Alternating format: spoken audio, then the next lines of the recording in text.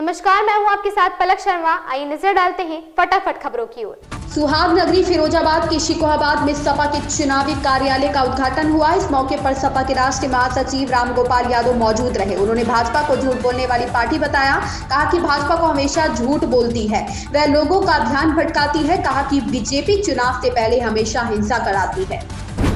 IPL के 17वें season में जिन दो टीमों पर सबसे ज्यादा नजरें होंगी वह है केएल राहुल की लखनऊ सुपर जायंट्स और फाफ डुप्लेसिस की रॉयल चैलेंजर्स बेंगलुरु। इन दोनों टीमों ने अभी तक एक भी खिताब नहीं जीता है और अपने पहले खिताब के लिए मैदान पर उतरेंगे। हालांकि इनके लिए रास्ता इतना आसान नहीं रहने वाला है। दिल्ली को जहां कप्तान ऋषभ पंत की वापसी से काफी मजबूती मिली है, वहीं बेंगलुरु को महिला प्रीमियर लीग में अपनी फ्रेंचाइजी की कामयाबी से विश्वास मिला होगा।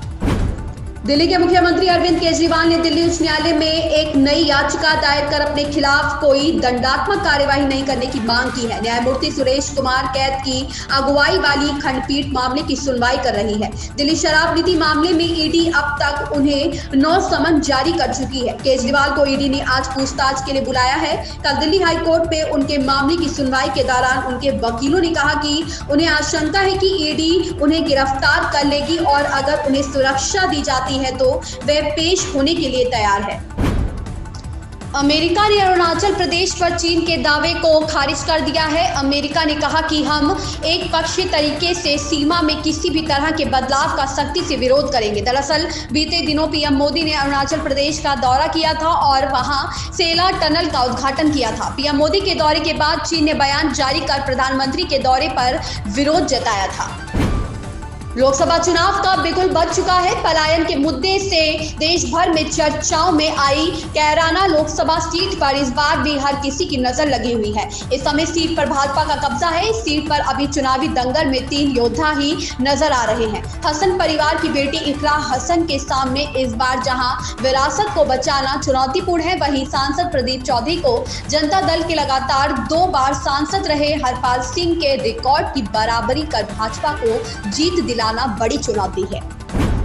लोकसभा चुनाव की घोषणा होते ही सियासत गर्मा गई है। पश्चिमी यूपी की मेरठ, बागपत, कैराना, सहारनपुर, बिजनौर, नगीना और मुजफ्फरनगर सीट पर एक समय ऐसा भी था जब कांग्रेस का दबदबा हुआ करता था। इन सीटों पर 1952 से लेकर 2019 के चुनाव तक कांग्रेस के 30 प्रत्याशी संसद तक पहुंचे।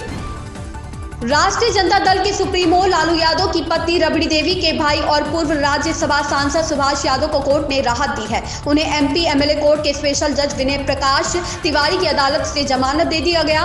करीब 37 दिन जेल में रहने के बाद सुभाष यादव को जमानत मिली। दरअसल निचली अदालत में सुभाष यादव ने जमानत के लिए याचिका दायर की थी, लेकिन यहां से उनकी याचिका खारिज कर दी गई। इसके बाद स्पेशल कोर्ट में जमानत की याचिका दायर की, यहां से सुभाष यादव को जमानत मिल पाई। दर्शकों को मनोरंजन का भरपूर डोज देने के लिए अलग अलग जॉनर की कई फिल्में सिनेमा घरों में लगी हुई है। बीते सप्ताह सिद्धार्थ मल्होत्रा की बहुप्रतीक्षित फिल्म योद्धा और आदर्श शर्मा अभिनीत film Bastar the Naxal story ने सिनेमा घरों में दस्तक दी। इसके साथ ही कुछ अन्य फिल्में भी बॉक्स ऑफिस पर अपना दबदबा बनाने की पूरी कोशिश कर रही है। इनमें आर माधवन और अजय देवगन की फिल्म शैतान और यामी गौतम अभिनीत फिल्म आर्टिकल 370 शामिल है।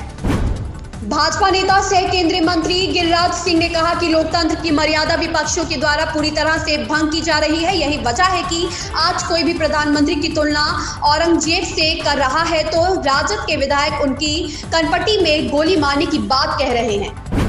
उत्तर प्रदेश मेट्रो रेल कॉरपोरेशन ने station control cum train operator, junior engineer, maintainer और अन्य पदों सहित विभिन्न कार्यकारी और गैर कार्यकारी पदों पर आवेदन आमंत्रित किए हैं। इन सभी पदों पर आवेदन प्रक्रिया शुरू हो गई है।